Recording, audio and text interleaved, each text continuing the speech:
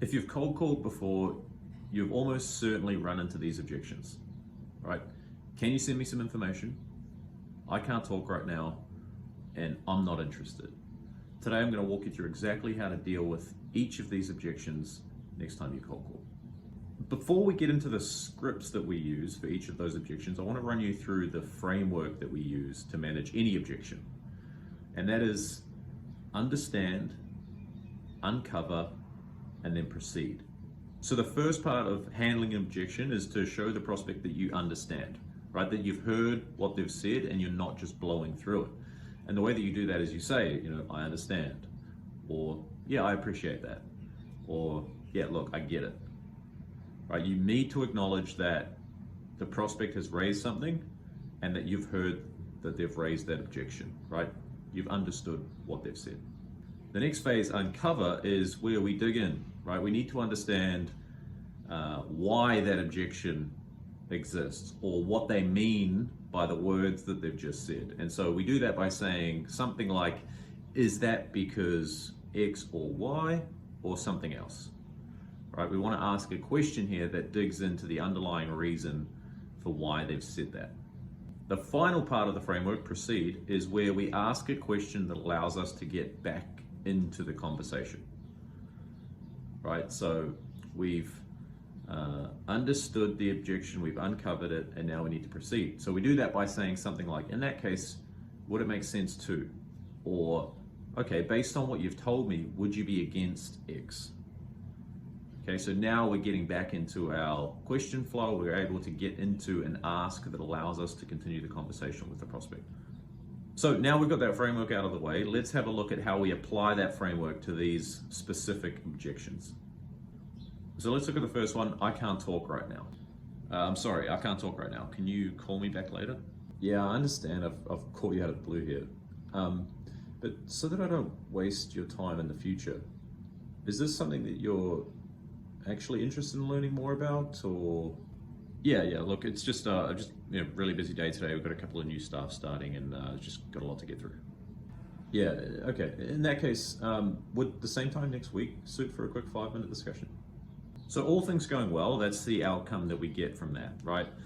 The other alternative is that they say, look, no, I'm not actually interested. And that's fine as well, right? We want to be able to figure out where we should be spending our time prospecting and where we shouldn't.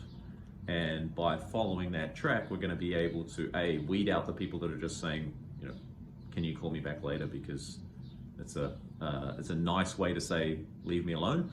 And number two is if they are actually interested, then we've got a more solid, commitment from them to speak to us at some point in the future.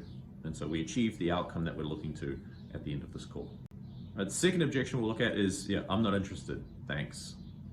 Look, thanks for your call, but yeah, I'm not interested, thanks. Yeah, look, I get it. I've caught you completely out of the blue here.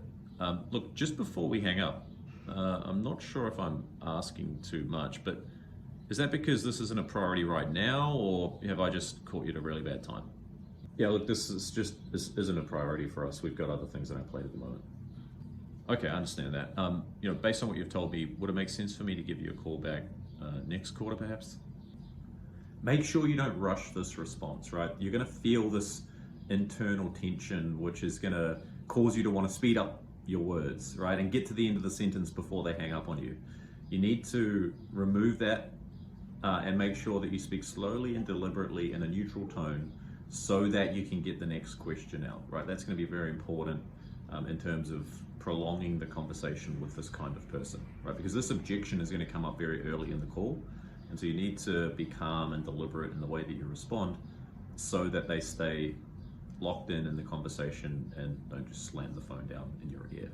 Okay, the final objection we'll look at is the common, can you send me some information, right? How do we respond to that objection? Yeah, look, it sounds interesting, but can you send me some information, please? Yeah, look, I understand I've caught you out of the blue here. What would you be interested in seeing? Anything specific, or? Just whatever you normally send out if you've got, a product overview or something like that, just, a one-pager, whatever you've got. Yeah, okay, no problem at all. And then would you be against me calling you again later this week just to see if that information resonated at all? Or Am I kind of misreading this completely, and this is just a polite way for you to say you're not interested? So again, in this situation, we're getting to the outcome that we want to get to, right? Which is uncovering whether or not there's any genuine interest from the prospect or whether they're just politely telling us to go away. And we want to be able to do that so that we can focus who we spend time prospecting and who we don't. So remember, next time you run into an objection and you're not sure how to deal with it, right? Once you get off the phone, think about the 3-part framework, right?